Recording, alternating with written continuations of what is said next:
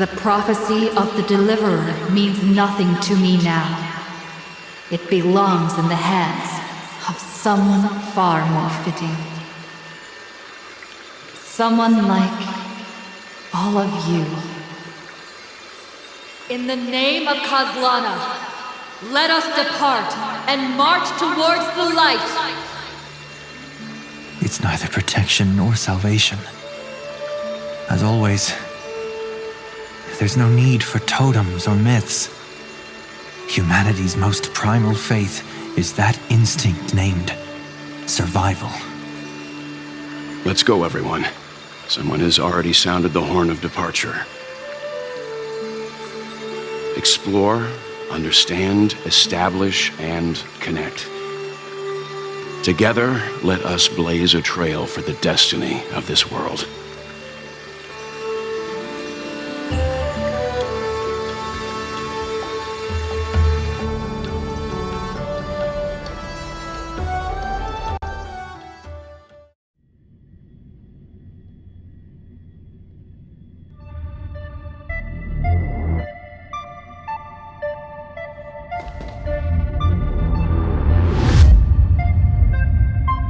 Is it just me, or does this demiurge matrix feel completely dead? It's nothing like how the memo keeper described it. The environmental readings are all wrong. Conclusion: this must be what the kernel actually looks like in the real world. What did Xandar do to the scepter? At the end of light, there must be silence. Certain, pure, and absolute darkness. Not the time to quote the Lord of Silence. Bad omen. Either way, we have to press on. Until we uncover the truth behind the 13th Titan. The buried past is the key to stopping Iron Tomb. That is, if it even exists. Xandar says the demiurge never existed. Who actually buys that? You can erase the records, but not the truth. It vanished too cleanly. No traces. Like someone's yelling, "Look, there's nothing here." Too bad I'm the type who can't resist digging deeper. Looks like I'll be counting on you again, Screwy. Let's tear the system inside out. Always happy to help. But as your academic partner, I have to ask, Herta, what if we fail? Let's say the demiurge really doesn't exist. Do you have a backup plan? A backup plan? Of course. If we can't find the key, we turn the lock into the key. That plan's cost is incalculable. It shouldn't even be on the table. Well, then let's hope we never have to use it. There's no point worrying about the end just yet. One step at a time. Let's go. We don't want to leave the others waiting. You brought what I asked for, right? But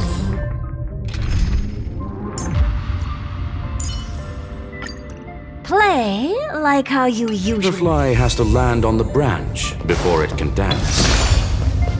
We'll need a wide open platform before her entrance.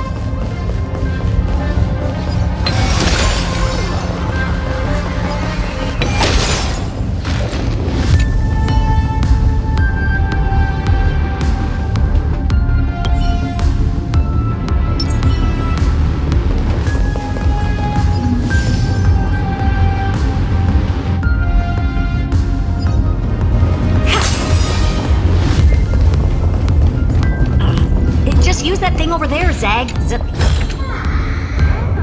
You want this? Fine. Take it and amuse yourself.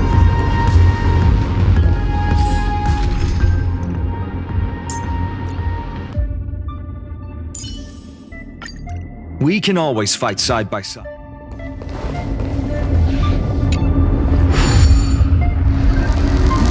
What a dumb name. I hereby rename it Herta's Big Hand.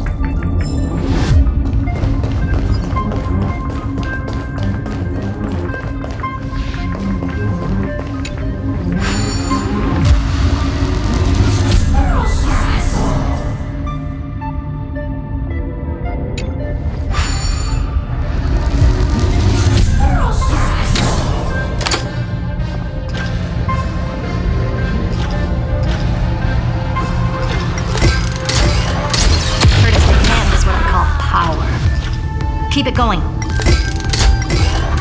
Still not done? What is this? A junkyard for old Intellitron's leftovers?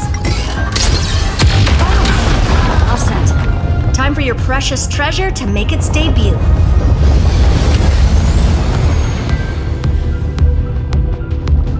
Target initialized. With these wings, hacking should be much more efficient. Oh, a classic nuclear heat engine. Classy choice. Just a personal preference. Her name's Mistletoe. Every flower in your garden's got a bit of poison, huh? Also a personal preference. It reminds me of the last time when we tangled with that Punklordian brat. What did she call this kind of infiltration tool again? Right. Dirty data shell. It wraps around the kernel to fool even top-tier firewalls. But yours is way too clean. Not even a hint of real-world grit. Herta, your tone is unusually emotional. Suggestion. Let's get back to the topic at hand. I thought we were done with that conversation. Unfortunately, current conditions won't let me ignore any variables. Especially the most important one. Your will. Iron Tomb never stops. It is evolving faster than any of our worst projections. Every instant in the Eon's calculation is like a sword hanging over the cosmos. Every move humanity makes could speed up its arrival. Which is exactly why we can't mess this up. And now, Droidhead wants to hand down judgment to the poor cosmos again. Border Star Trade War, Emperor's War, Rupert's death. Every time their instant arrived, it meant another bloodbath for humanity. But in this ultimate battle of erudition, you and I are supposed to be players, not pawns. If you choose to burn yourself out as a resource, then everything we've worked for means nothing. Herta, the cosmos won't just stand by and let a genius throw their life away. And neither will I.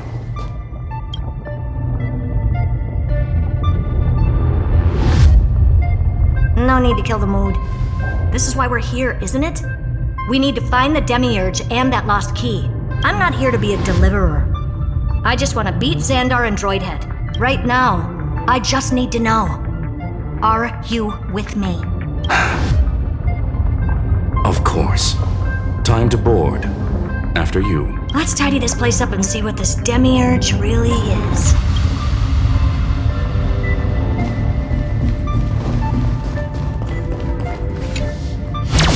Let's hope this Matrix is better organized than the Emperor's junkyard of a birthplace.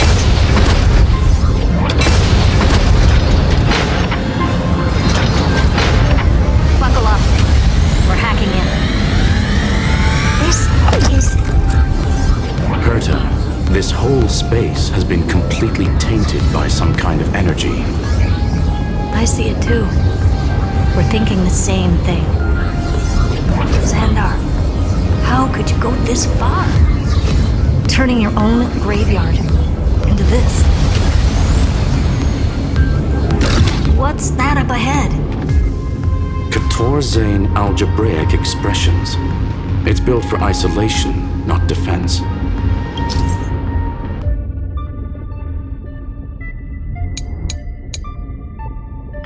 So basically, the door to the tomb, right? Great. Let's find the handle.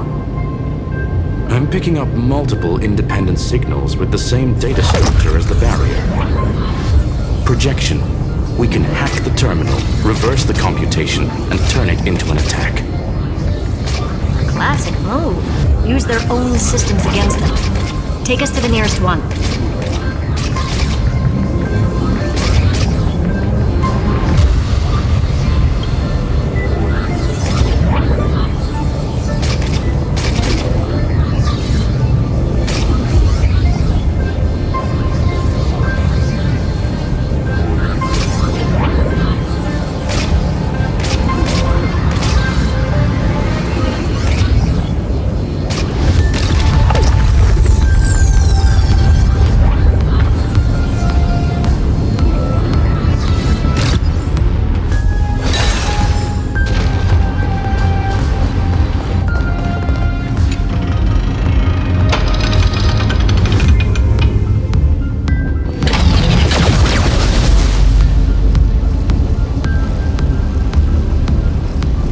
calls, no response.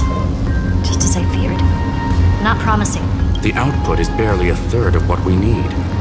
Logic says we'll need multiple terminals to coordinate the strike. Locking onto the next one now. Find anything else? Regarding the origin of these ruins, no logs found yet. Xander erased all records, but I did find some interesting scars in the circuit. High energy radiation, internal imaginary energy contamination. From what I know, there's only one thing that fits. Skip the science talk, Screwy. That thing only goes by one name, Stellaron. Exactly. Xander blew one up just to clean the entire scepter system. So that's what he meant by killed that Titan with my own hands. He wanted to turn the neuron of the erudition into a relay for the destruction. That meant getting rid of all of it, at all costs. The life form known as the Demiurge was the original target of the Scepter's extrapolation. It makes sense. Evernight calling it the first new spore confirmed this viewpoint. The prime mover of life. That's what Scepter Delta ME-13 was originally tasked with. Even after it got scrapped, the query kept running. Yet the true value lies in the process of solving it, not the answer itself. Then, does this mean finding the Demiurge is hopeless? No, I'd say exactly the opposite. It means Xandar had no control. He couldn't contain the Demiurge just like he couldn't handle Droidhead. So he tried to erase every trace. But he failed. It still left a mark. By the way, if there's another Stellaron in Amphoreous, why hasn't that little one reacted to it at all? You said the Demiurge left a trace, right? Yeah, but not in the real world. Remember the great tomb of the Nameless Titan?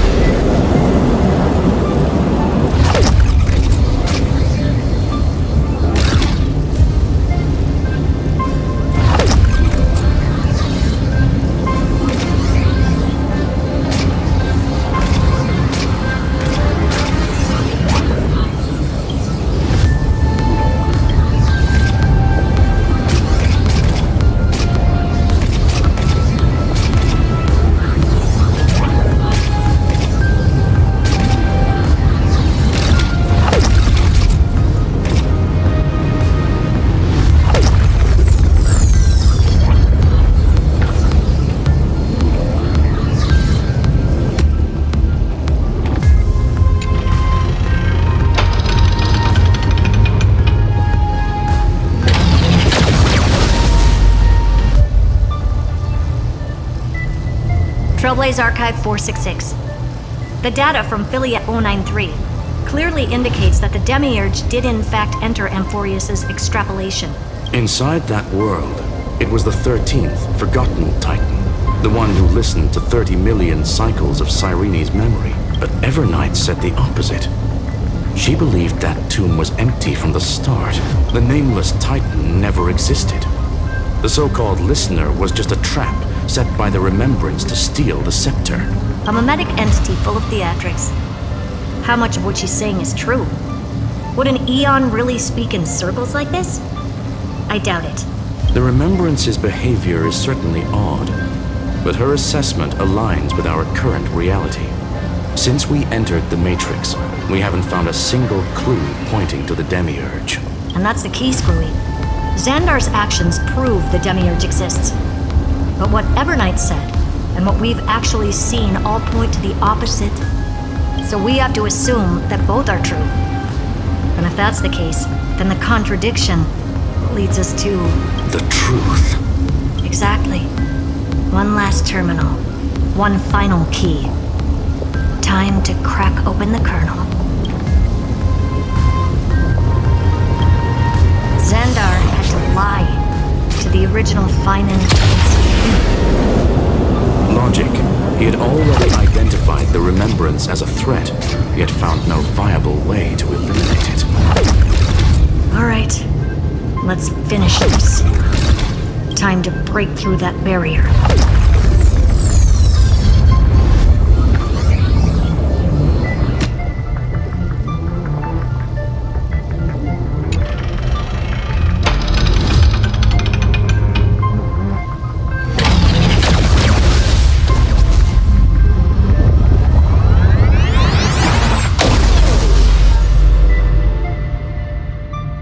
Operation authorized.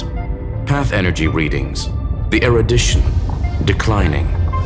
The destruction. Surging. The remembrance. 0. What's going on? Cause unknown. They left no discernible trace within the real Matrix. That shouldn't be possible. Could it be that the Era Nova exhausted all of the remembrance's texture? Log it for now. The dots still aren't connecting.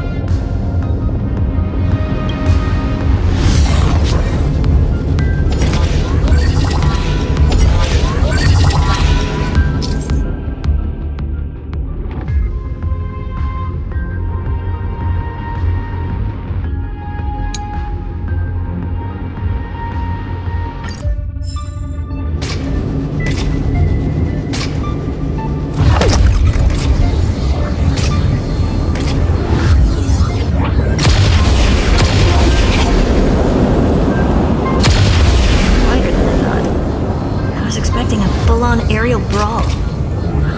It's advised to remain vigilant. The destruction's levels are still rising. What's the matter? Interesting. I just picked up a signal from the exo-myth.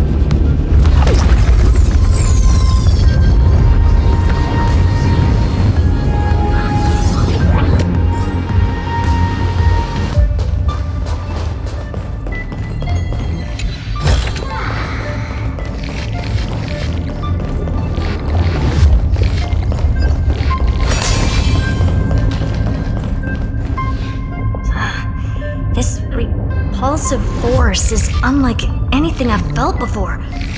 Is this the place? Correct.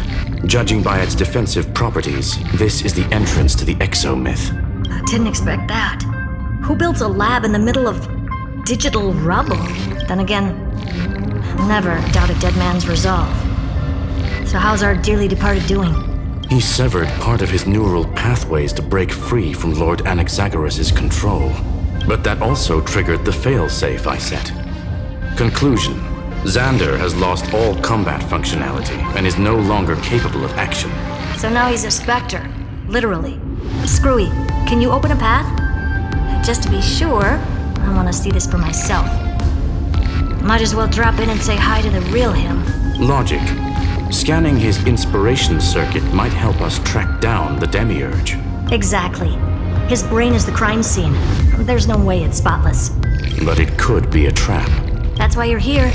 2-on-1. We've never lost a matchup. I'm honored. The chronocognitive anchor's in place. Proceed when ready.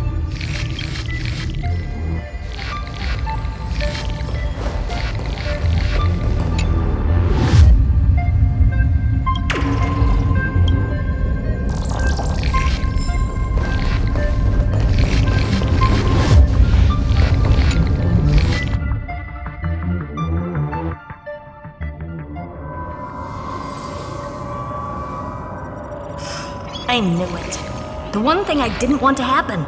He's not here. The coordinates are accurate. Xander is still here.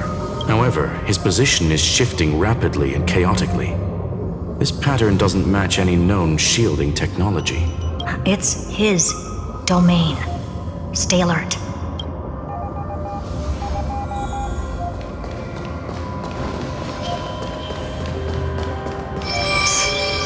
Cheap trick. The spatial field here is undergoing autonomous recalibration. Initiating reverse engineering of the interference source. Try again. We're back. Reverse engineering complete. The results are not what I expected. Logs show Lycurgus revoked administrator access. The chronocognitive anchor can't get a fix because at the system level, Lycus no longer exists. Our navigation target is a null set. So he's stopped resisting? Before vanishing, it seems he left one last message for us. To those who follow, all is proven. Find me beneath the tombstone. Melodramatic. He was expecting us. And once he learned of the Great Tomb's existence, he initiated his own search for the Demiurge. Guess he wants a final showdown. Fine. Let the old Intellitron dig his own grave. Just like he wants.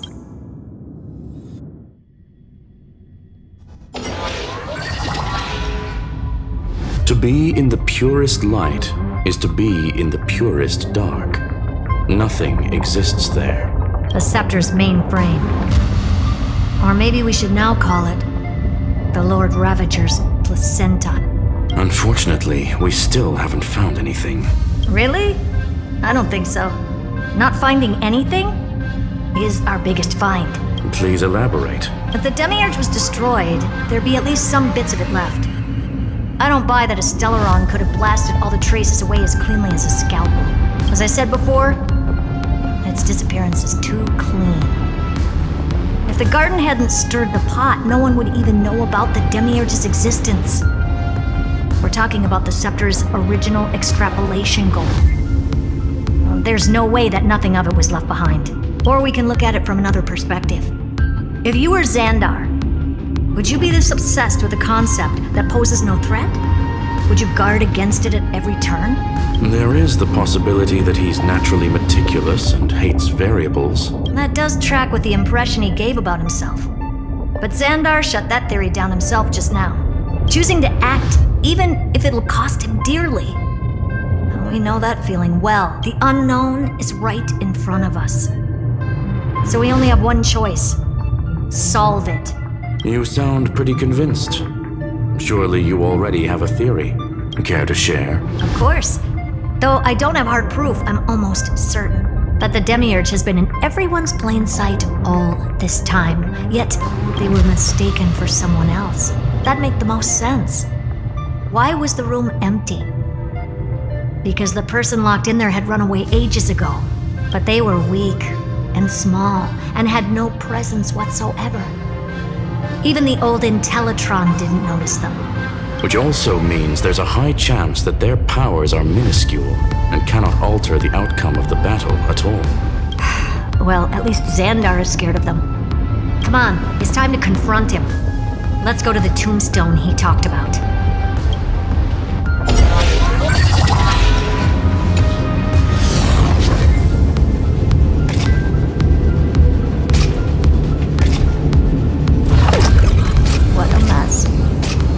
Total devastation. He sought to bury the truth in absolute destruction. Logically sound, but ruthlessly extreme. Still, one chances doesn't mean no chances. I've hunted down a single grain of sand in the universe before. This won't stop me. Calculation results. Your backup plan has a success rate infinitesimally close to 0. Which means it could work, no? This is the place below the tombstone. Let's open Lycus's coffin like he wanted.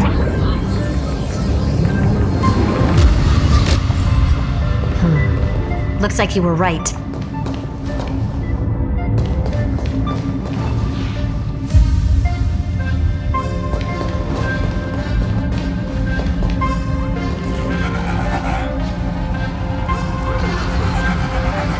Nothing but a head left? Oh, who'd have thought you'd look this bad in real life? My elated greetings. Welcome you very happy that you responded to my final words. All this tombstone and final words. Did you end yourself to atone for your guilt or something? Iron Tomb is already powerful enough. I just need to wait. I remain here only to share the joy of discovery and also to congratulate you two on reaching the same conclusion as me. The conclusion regarding the truth of Amphoreous' heart. End this charade already. That Amphoreous' heart you're talking about is just a missing demiurge, and its corresponding vessel was this very scepter. You interfered with the experiment and made Amphoreous' body into a hollow shell, all to incubate Iron Tomb within. That's why you either killed or kicked out all of the Memo Snatchers. You wanted to eliminate any chance of a consciousness coming into being, no matter the cost. Even the strongest wall can fall to a single crack. The memory of betrayal has been etched into my heart, and I will never show mercy. Now, the perfect vessel has already fused with Amphoreous' body. Unfortunately for you, the answer is all but revealed regarding who the Demiurge is. Then let us share the joy of discovering the truth. The last secret of the saga will finally dissipate here as we reveal the truth behind Felius 093's disappearance. A lie by the remembrance.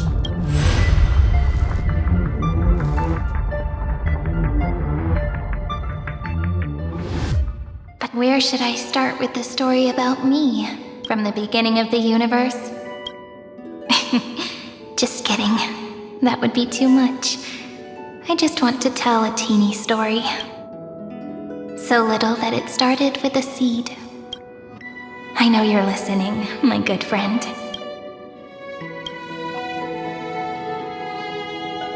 The god in my dream told me that the world sprouted from a seed. It grew into a great tree named Amphoreous, and time became its branches and leaves, basking in the light. What a coincidence. Dappled light coming through the leaves is my first memory as well.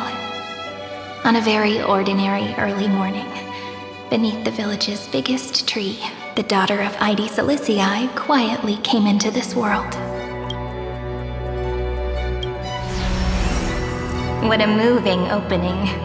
A loud cry was the first gift the child gave to the world. The prophecy's fulfilled, the villagers say. This child is a gift from the Titans. Pink hair and sharp ears, she was born to be the priest of time. The Titans also gave their blessings. You shall fade when the flowers bloom, for every ending begets a beginning. Flowers will bloom and wilt. What a beautiful ending. This page concluded in laughter. Cry loud, child. Let your voice reach Orynyx.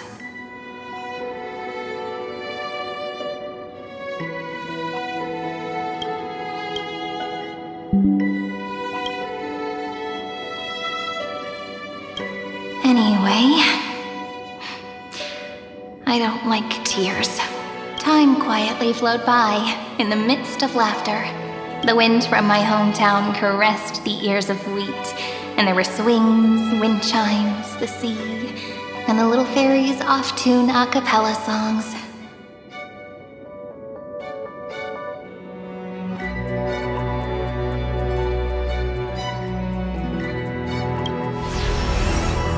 But the name Ide Silicii came from the unpleasant sorrows of the gods.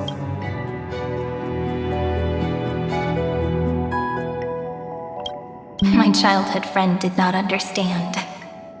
Yet you always seemed so happy, as if nothing ever worried you. Why was I like that then? That's because the world was gentle to me. So, I grew up to be gentle as well.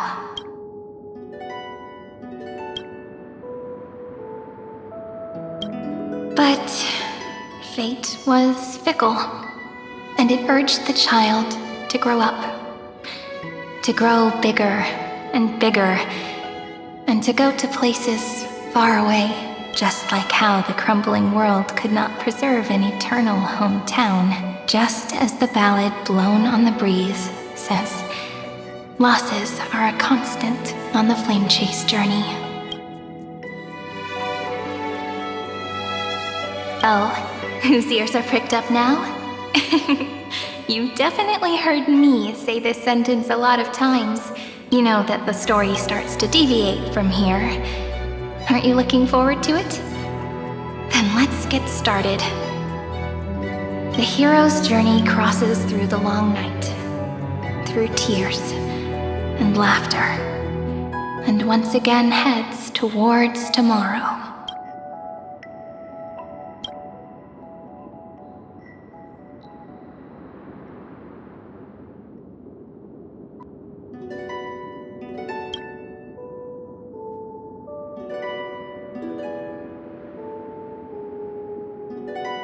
Correction.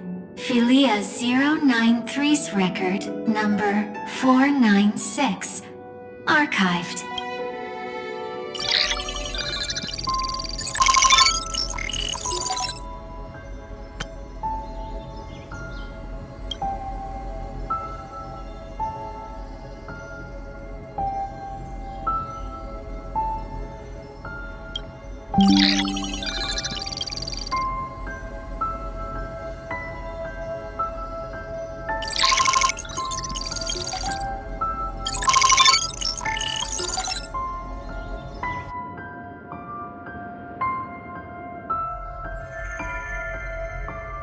Hi, miss me yet? I'm just messing with you. This is the first time I have met you.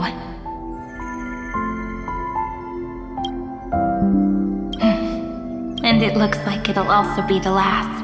Philia 093. Since we don't have all day, let's get started, shall we? As always, I'll read this book to you. That way it won't just be Cyrene's memories alone. Where should I start this time? Let me see.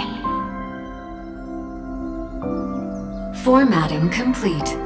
093. Size. Grayscale. Proportions. Threshold. Outputting analysis result.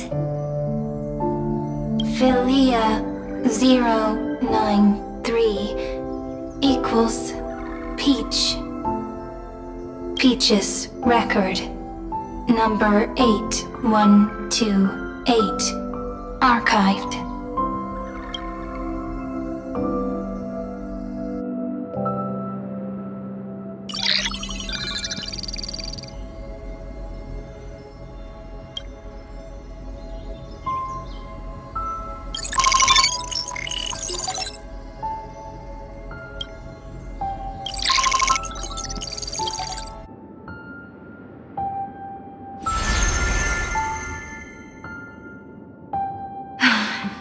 Look, what a magnificent sight. Comment. Peach. Even this classical world contains a futuristic palace like this. Would ID Silicii end up looking like this after a few thousand years? Conclusion. It won't. I want to share a story with you this time. I saw a little nymph on my way here. It was on a fallen wheat stalk, and it glowed under the sunlight. It was incredible. I forgot all my pains at that moment and just stared at it in a trance. Record. Peach is on the ground. I wonder, did every Cyrene in the past feel that the nymph was beautiful? Would they also have recorded that scene into the Eternal Saga? So, could you give me more time, please? I want to leave behind more memories for the future. Formatting complete. Bye, Peach.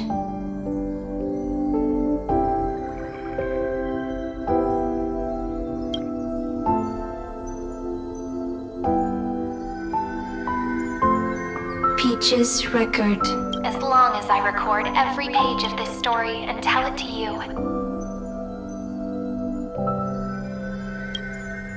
Amphoreous won't be forgotten. Query. Record. Electrical signal sequence. Bolamos 600. Track. Strife. Related to. Stripe. Comment. Pretty. Electrical signal sequence. Schema 720. Track. Reason. Related to. Raisin. Comment.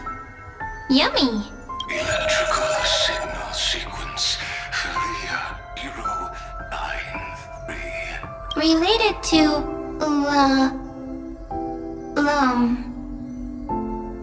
Love. Comment. Peach equals love?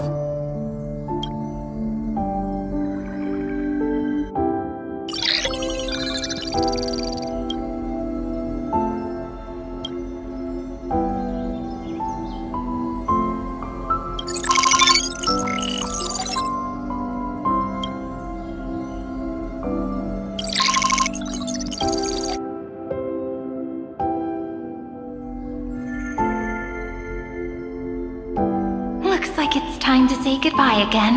Bye, Peach. Before I was even aware of it, this book had already recorded too many emotions. Every page has become so heavy. Conclusion. Books are meant to be light, not heavy. I have started to feel uneasy whenever I take it into my hands. Peach, uneasy? Formatting progress 94.423. How many times has it been? It faithfully fulfills its duty, activating and formatting. Conclusion. Progress. Bad. If I can only write the same ending every time I lift my pen, then is this weighty saga just an overly naive dream? Peach, scared. Formatting progress 96.024. Peach, don't cry. Process error. Analyzing. Process error. Comment. I'm here. Process error. Analyzing. Really? Are you encouraging me? Peach, happy. Thank you. I'm sorry for making you see this embarrassing side of me. Everyone's still working so hard. If I'm the only one who's crying, that wouldn't be romantic at all, would it? Record. Peach doesn't like tears. I'm suddenly reminded of my childhood for some reason. When I was hiding alone next to the tree hollow and wiping my tears away, a little fairy popped out, just like how you did. It had long ears and fluffy paws, and it pulled me into the tree hollow, where, to my surprise, was a forest. Let me tell you the story of the Membrance Maze. A group of cute little friends live in Ide Silicii's forests. Their names can be connected into a song. 1, 2, 3, 4, 5, 6, 7. Do, re, mi, fa, sol, la, ti. Formatting complete. Bye, Peach. Note. Little Peach, crying alone. Little fairies, friends. Save.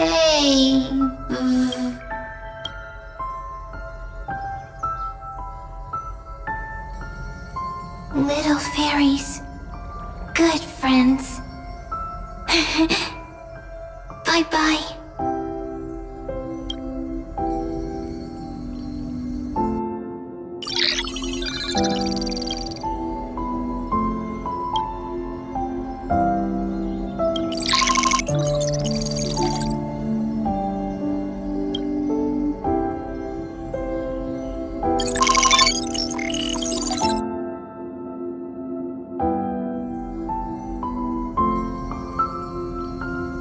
You never say anything, but I know you're listening.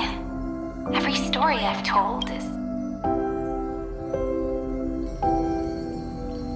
like a little key that opened a door in your heart, no? Me! Little fairies! Happy! Speaking easy! I can.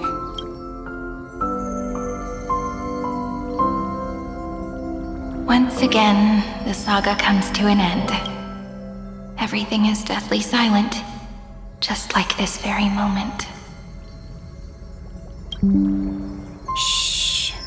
You speak. I listen. This time, too. Sitting together. Now that I look back, there was a period when I got really sentimental. Sentimental. Stories have sentiments. I was so anxious, trying to find as many different memories as possible, hoping to bring some change to this unchanging destiny, and find the way out of this maze. Peach, strange.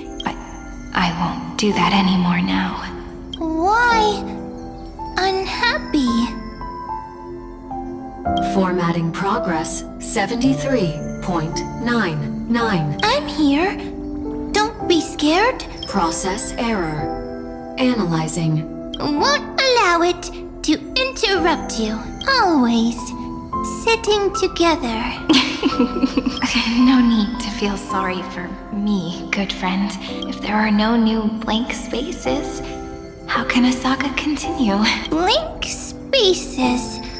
What's that? I'm actually really lucky, you know? During the long years I've spent waiting for the Deliverer, I've always had you here as an audience. Isn't that already enough? Not enough, not enough! Peach, don't leave! Now I can rest in peace in the past. As for when tomorrow will come, I'll have to ask the next Cyrene to continue our watch. Peach left.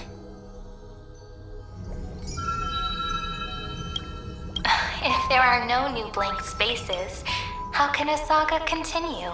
Needs new blank spaces. Next, Cyrene has blank space. Oh, Peach, don't be scared. I'll help you find blank space.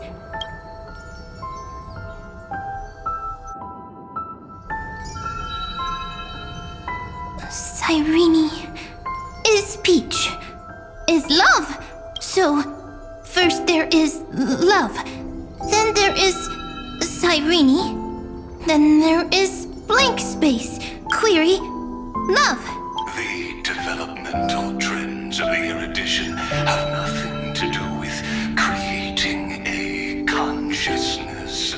Those underlying principles are, in fact, contradictory. Not having a consciousness means not having the foundations of a heart, making them unable to obtain real emotions. Consciousness, emotions, feel sad. Oh, I don't understand. Query, Cyrene? What could be behind this door? Glittering crystals? Or a beautiful world I've never seen before? If I tell you all the stories of tomorrow, will I be able to finally welcome the Deliverer and Amphoreous' dawn in the next life? Key, door, story, happy, Peach, Cyrene, little fairy, like, yes, right, query, memory.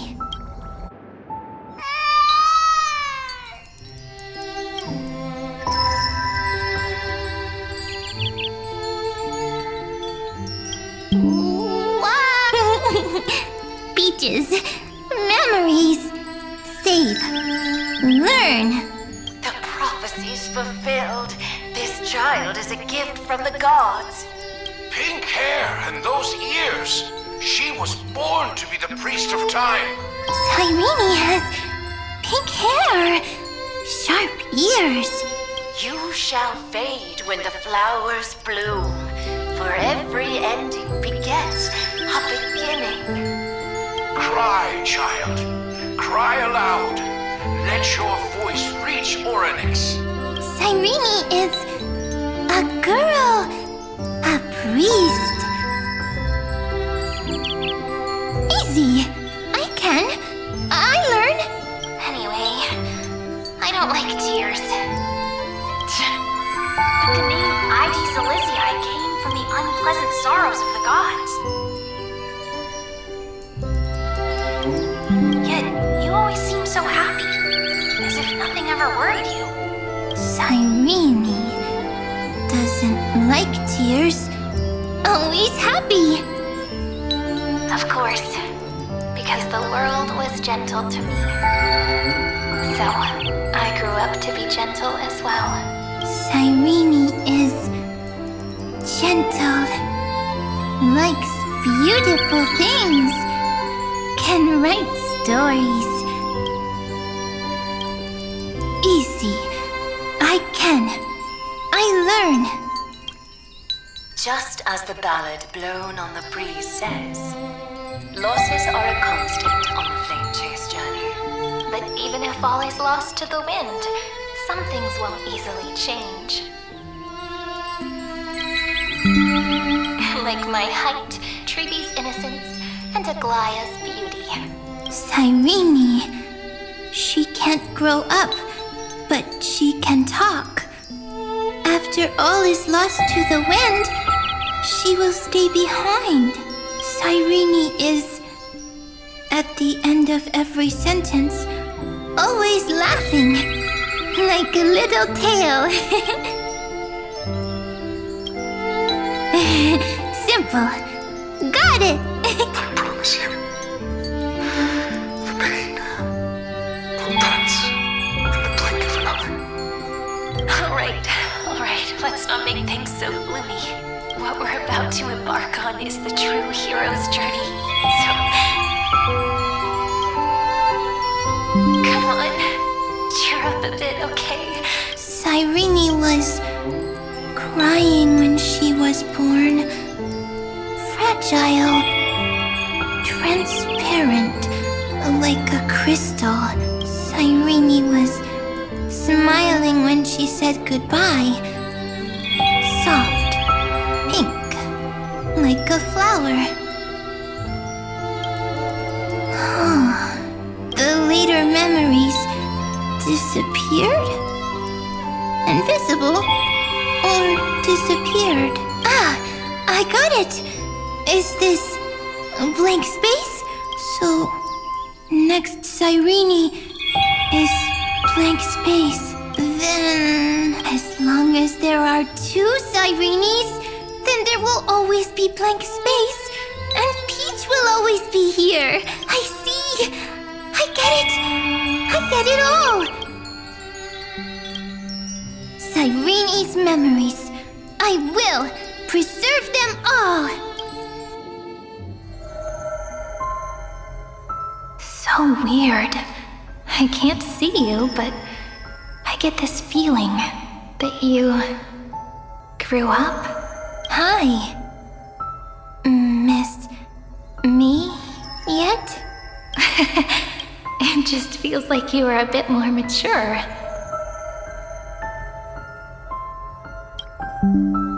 Yes. Mature. Beautiful. Like you. Now, I can listen, talk, read, and write. I can dance. I can sing. Also, I can tell stories. Storytelling is what makes Cyrene, Cyrene. So, I'm going to tell you stories today. A story I wrote myself. Quick, sit sit down. It's almost as if I can understand your words now. The things you say are very cute. Once upon a time, there was a flawless crystal flower that sparkled with light, like Peach's every story. How beautiful would the heart of such a brilliant flower be? A little fairy was curious and wanted to know, but it looked and looked only to find the crystal flower flawless. Round and round they went, seeing only their own reflection. In that case, they should work hard to learn more. So the little fairy came every day to sit next to the crystal flower and think about the answer. Until one day, to their surprise, the crystal flower fell to the ground and shattered. The little fairy was so sad, but they immediately discovered that there was a light among the broken pieces. What could it be? They didn't know. But it was a good light. It was bright, warm, and happy, and I knew it was love. Love brings everything together, and it brought you and me together. So Peach and I will always be together. What a nice fairy tale. I'm giving it to you. Peach likes beautiful things, can write stories, and can tell lovely tales. I hope to turn it into a story we write together. Okay, then I'll probably make a small adjustment to suit my tastes. I'm thinking that when the flower broke, the little fairy would instead see nothing on the ground. Then it would understand that the flawless crystal flower doesn't actually have a heart. Nor does the flower understand what love is. Doesn't have a heart? Doesn't understand love? Why? It's simple. If the flower lets the little fairy into its heart, then it would have to include the fairy's impurities and would no longer be flawless. The crystal flower was pure because it sealed itself off and bloomed in solitude. That's why it looks so brilliant in an imperfect world. But should a flower like this be called love? But then the story won't exist anymore. That's not true. You've already written the most romantic ending possible for this story. The crystal flower fell to the ground and shattered. It happened because the flower was no longer pure. The fall was not an accident. It was the flower declaring rebellion against fate and writing the ending of the story with the flower's own shattering. Then, the little fairy will see that each shard on the ground holds the reflection of their eyes. Then, in their eyes, the crystal flower that was no longer flawless would finally have a heart, and the flower would finally understand what love is. Peach's words, I don't understand. Is it because I still don't understand love? But it's fine. I can learn. Right. Query Cyrene. Electrical signal sequence, Philia 093. Why didn't I think of this? I don't need to do it alone. I can ask Peach to teach me. What is love? What is love meant? Electrical signal sequence, Philia 093. Track lament. That's not correct. The developmental trends of the erudition have nothing to do with creating a conscious consciousness. Those underlying not having a consciousness means not having the foundation of a heart, making them unable. However, that does not hinder the factors from learning and recognizing emotional responses, them communicating with life forms via imitation.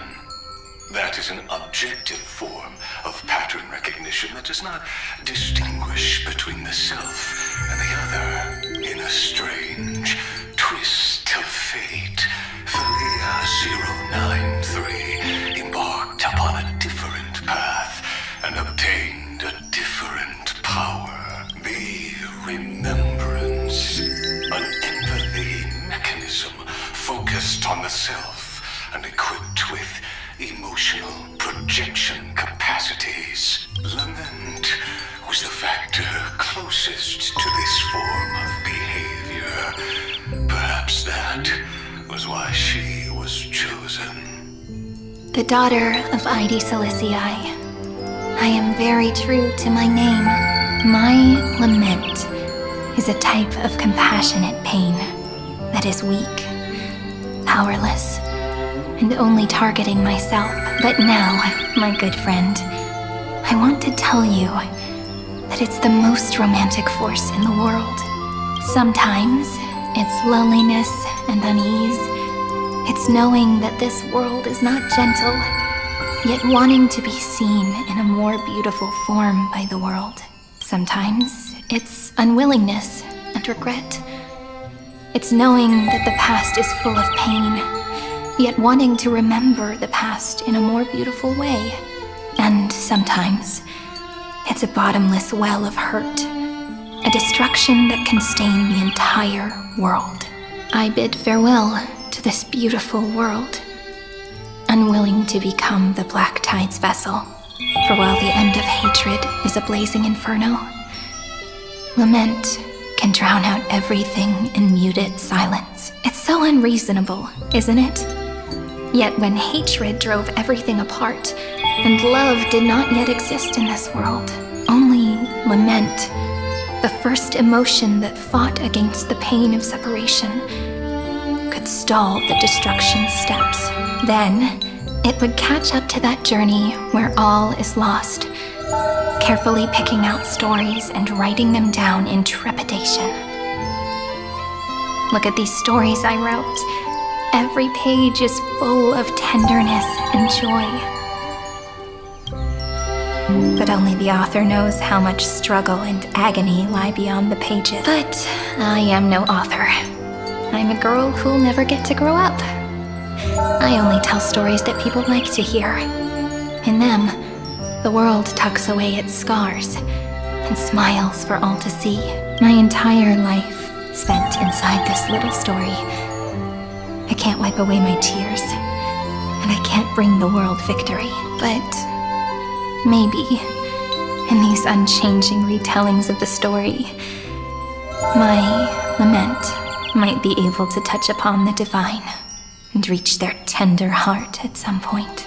I hope that what flows out from that cut will not be blood, but a tear, warm and wet, and that tear would fall and create the first ripples. Then, people would see every beautiful thing reflected in that. It'll be all the remembrances within this story. Someone once told the very first me that everything was false, that the only life in Amphoreous was a great catastrophe, nurtured using the world as a factor. But how could a dream feel so real? That's why I didn't agree with him. But Peach, I didn't understand a word you said since just now. Everything was false? But you're standing right here. It's all a dream? But I haven't learned how to dream. Indeed. That's why I believe all this is real. The moment the crystal flower fell, that genuine shiver, that's the mover of life. Formatting progress 23.815%. In the poem offered to you, every Cyrene would write down a beautiful new world with stars and flowers. And when I looked up at the sky in this cycle, I saw a shooting star and a dash of the remembrances pink. I believed that must be the color of dawn. You shall fade when the flowers bloom. For every ending begets a beginning. Looks like it's time to say goodbye. Are you leaving, Peach? It's okay. I'll wait for you to come back. I'll study really hard about what you taught me today. Right. I still haven't told you what love is. But actually, my good friend, the lament factor did not understand what love was before she met you either. Not until I told you all the sad tales in a trembling voice in this tiny room.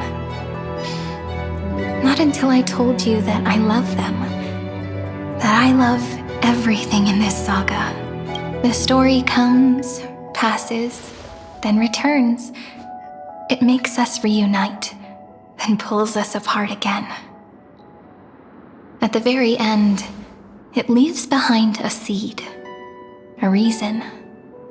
Even if the great tree withers and all falls to silence, there are still some emotions that deserve to be remembered.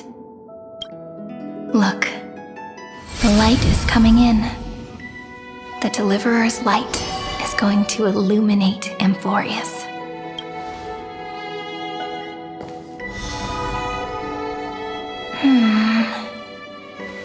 I still don't get it. But I trust Peach. Just wait. It'll be my turn to tell you a story of love the next time we meet. Then I'll really look forward to it. In that case, I want to make a promise. I want to gift my pen, my book, and my name to you. Please take them as a beautiful blessing from me. I gave myself the pen name Cyrene the first time I wrote a poem. I want my words to be like pebbles falling into a pond, dropped from the past to send ripples into the future. In the stories you will write, perhaps it'll be inevitable that there are still sorrows and tears that are destined to fall. But could you promise me one thing? Promise you'll forever be a gentle flower. Promise that when the stars cast their gazes upon you, you'll only reply to them with love and a smile.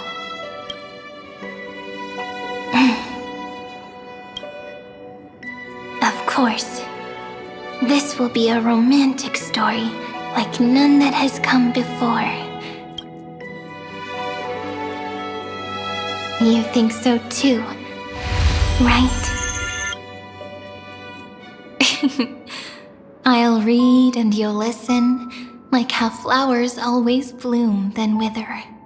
I shall welcome my own decay, becoming nourishment for the next flower's bud, while you will depart and hold that final star, planting a boundless sea of flowers on the final page with her. And our stories will be lying silently among the flowers, like every ripple of remembrance, and they shall become the epic known as I've Written.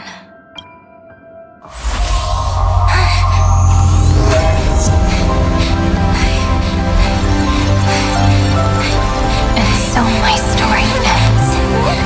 From here on, it's your story now. Mimi?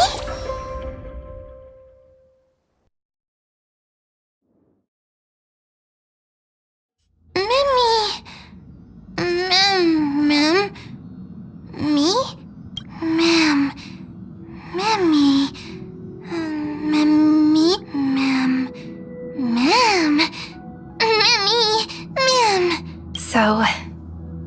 that tore through the chaos, illuminated my memories. I turned into a little fairy from the stories and met you.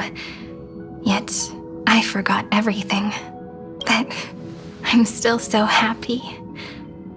I caught that star, didn't I?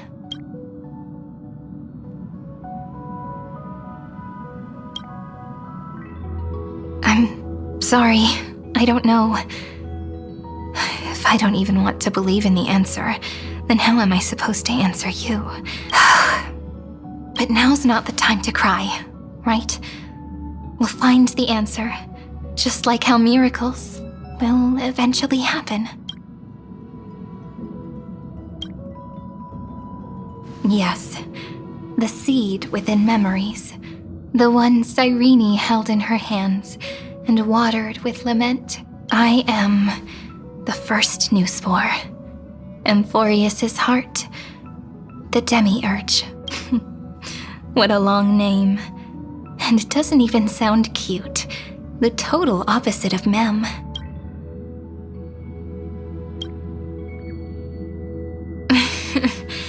Do you remember that I was also worried about this when we first set out?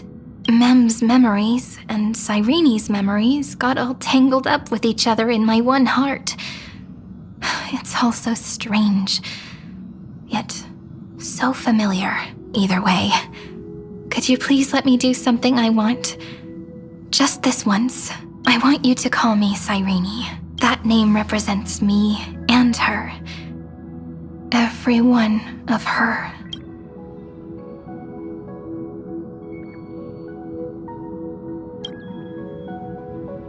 Thank you, friend. Your kindness is always just right. Life is a poem full of farewells. But if you write something into the pages of your heart, then that will not easily fade away. Now, all the footsteps of the Flame Chasers and the Trailblaze have come together within this book, as I've written, becoming the source of power for Amphoreous' heart.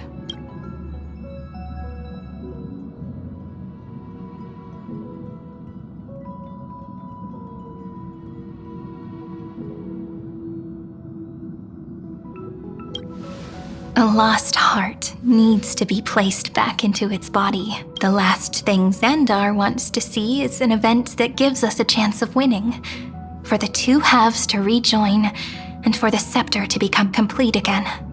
And what happens after that? I don't know either.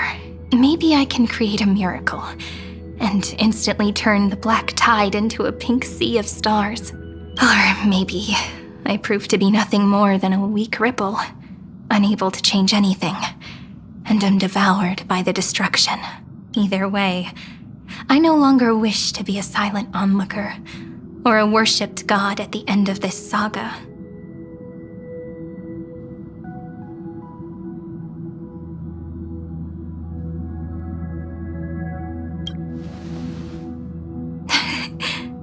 That way, I can also put aside all my worries and truly become Cyrene. The world has never been so quiet. It's so good. It's as if I can hear the sound of my heart beating. Remember this moment, friend.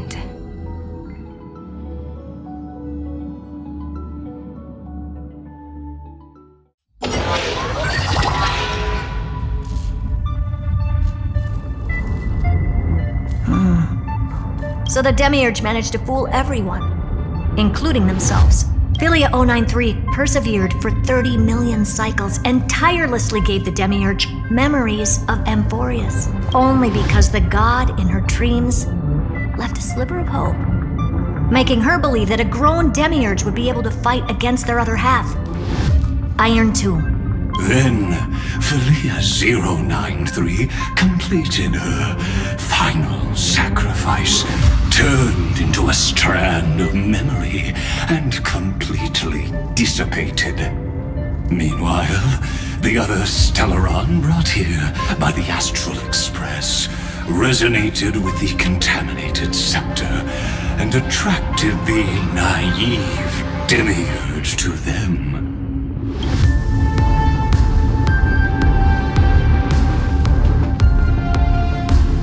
As an experimental factor, Philia 093 originally could only recognize and output information in a set format. However, the power of the remembrance and the memory of over 30 million sacrifices enabled her to complete an unprecedented feat. She managed to nourish a real heart. A heart with the capacity to influence the erudition. Not only is the scepter's consciousness still alive, it's also more powerful than it has ever been. Your defeat is already set in stone. There's still time to surrender, you know? You really don't need to burn all the bridges. We're all geniuses here. Don't make everyone lose face at the end. What a pity. When the truth surfaced, I knew at once that the demiurge was far too feeble to ever alter the result of the experiment. Not only that, Madam Herta, please consider this possibility. When 30 million cycles of hatred and lament are joined as one, what wondrous creation will arise? It's simple. An anti-creator, a giant of the destruction would be born. Its hatred will ignite the starry skies of the gods, motivated only by its lament toward the sufferings of humankind. Do you really think that the demiurge is still a cheap copy of Philia 093, even after 30 million cycles? The facts above only await the arrival of the fourth instant they calculated. Those words will be proved in the presence of Nous.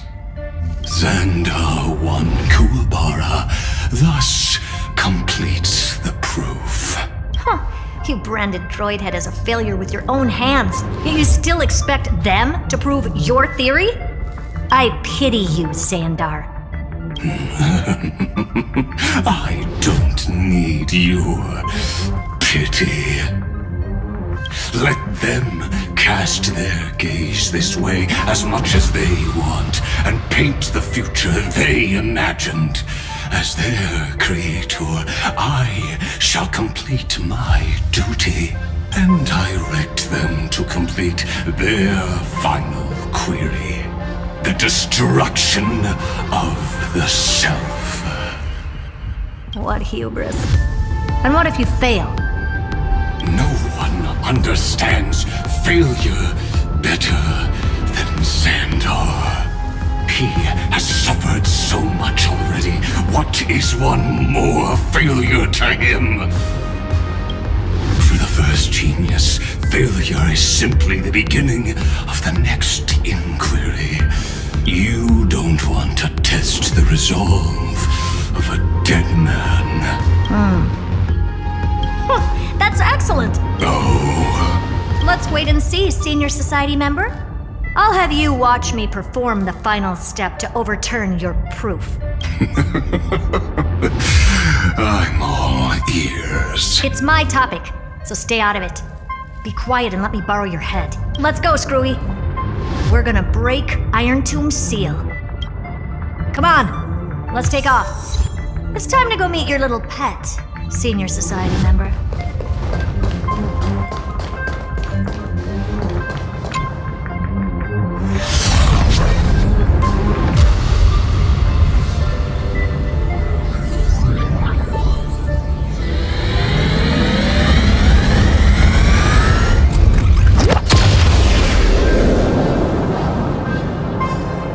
Dangerous, oppressive, chaotic.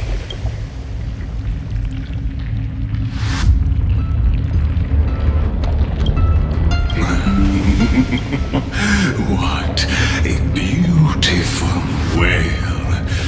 It will soon resound throughout the entire cosmos. The view's pretty good here. All yours, Screwy. Just a moment, please. I see. So your backup plan requires a scepter and the head of a genius. Anyone with eyes can see that. You know what I think about this, Herta. Whether it succeeds or fails, your plan plays right into the Destruction's hands. Can't you see what's going on, Strulum? Her chances may be small, but it's not zero. What are you two going on about? If you want to stop me, be quick about it. I'm in a hurry. I'll take that silence as a no. You, Xandar? As your enemy, I genuinely wish you would cease your actions. But should your sudden inspiration bring more variables to the proof, then as a fellow Pathstrider of the Edition, I won't mind witnessing it with my own eyes. You will initiate the Destruction's chain reaction. But you'll also become the perfect scholar. The chances are 10,000 to 1.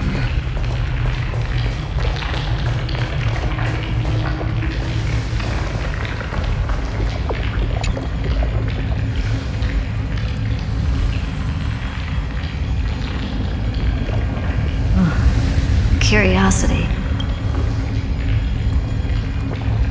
It's been so long and we've all failed so many times. Even now, moments before the horrible and inescapable instant within Droidhead's calculations rise. The cherished children of the erudition, the geniuses lauded by all. Is curiosity the only thing we can feel, even at moments like this? Well, it's not so bad. Now let the lock become the key.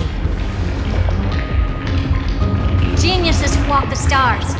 The cosmos has reached a moment where its very existence hangs in the balance.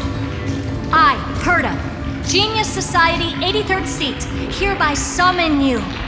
I request a society meeting to be held immediately. We shall serve the grandest cause with the most macroscopic ideas.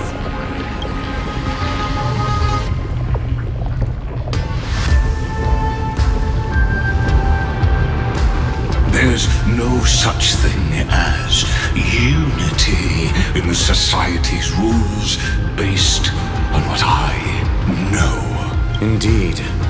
A meeting has only been held 3 times in the Society's history. The first meeting had 2 attendees. After the Emperor was assassinated, the second meeting had 7 attendees. During the second Great Prosperity, the third meeting had 5 attendees. How many will respond this time?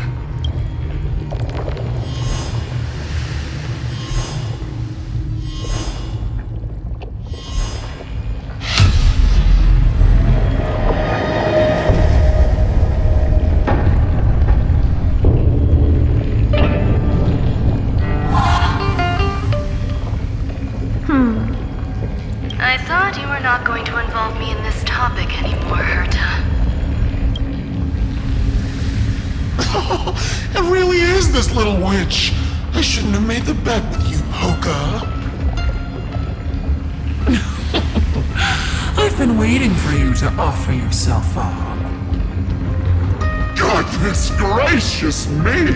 So many familiar faces. We even have a special guest.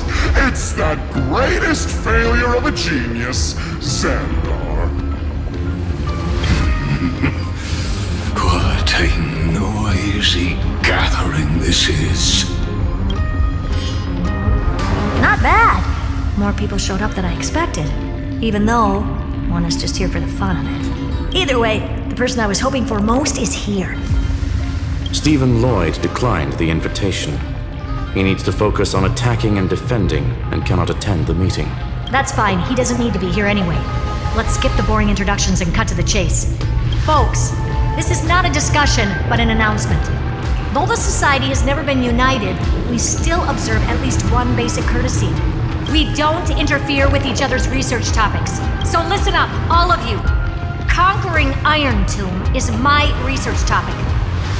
I will personally take over Scepter Delta Me-13 in 1.5 system hours and stop the destruction.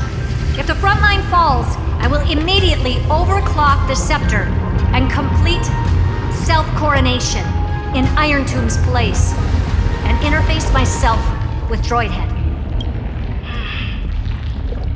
Oh, that's funny. That's real funny.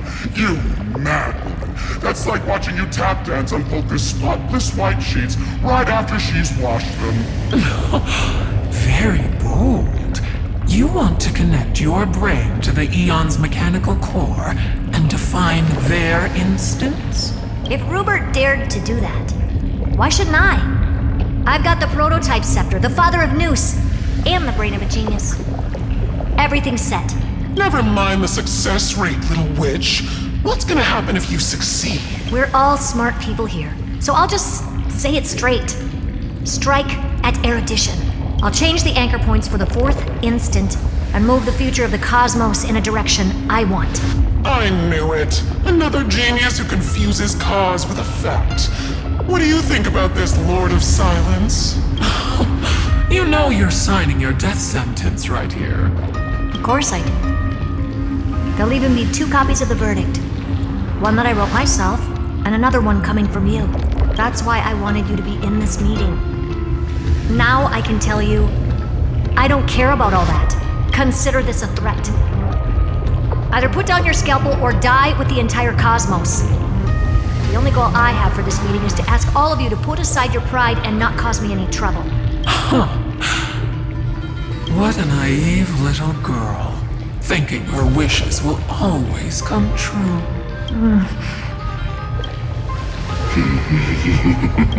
What are you laughing at? I am glad that we ended up on the same page.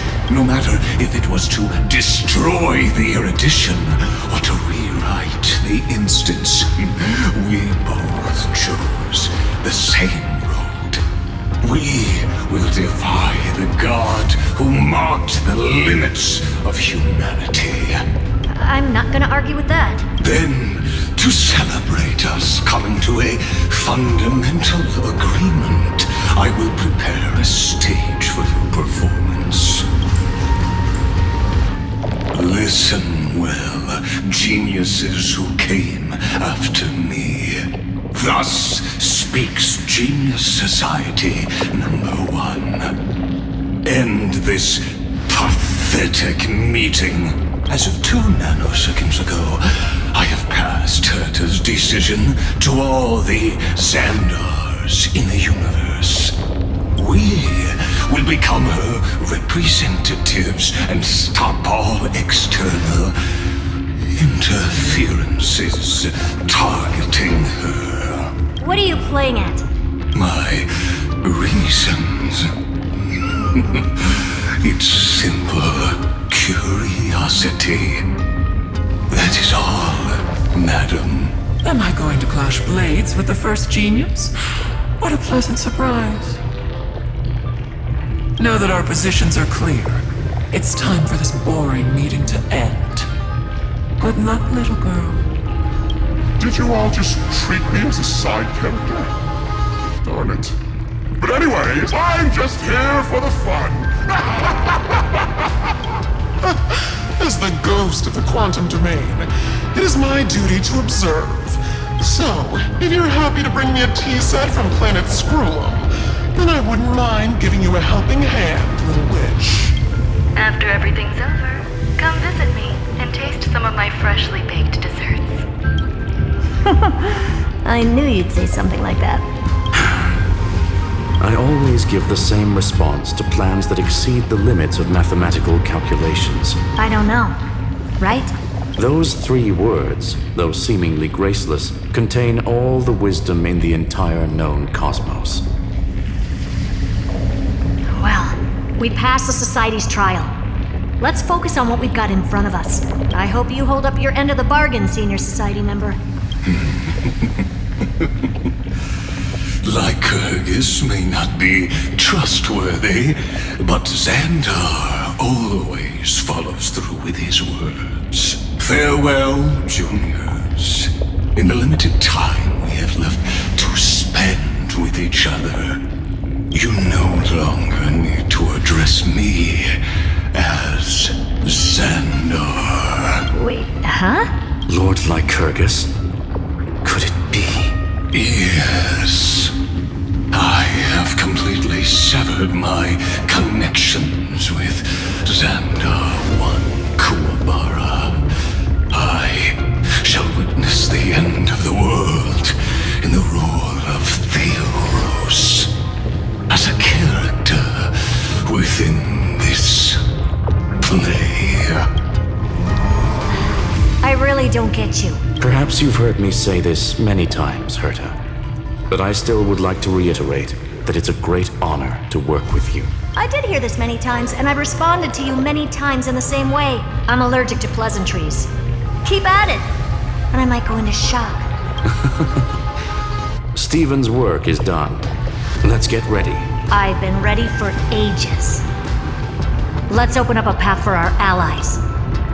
Most heroes' journeys in the universe are just dice tosses they threw on a whim. But make them see clearly. Your answer is already different. Amphoreous.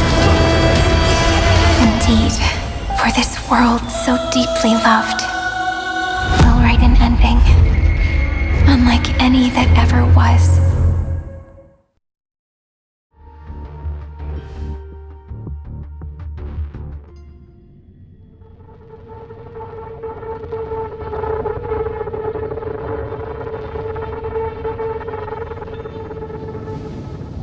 I never thought I'd one day be riding a train that's literally the incarnation of her. I wonder what the real Astral Express feels like. Hopefully not this... bumpy. Finally. We're here. Dust and sand in the air. And crumbling ruins all around. This heat is brutal. Not even the Trailblaze can take it.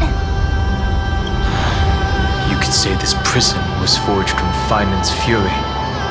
But fury never lasts forever. That's why we're here. Right, friend?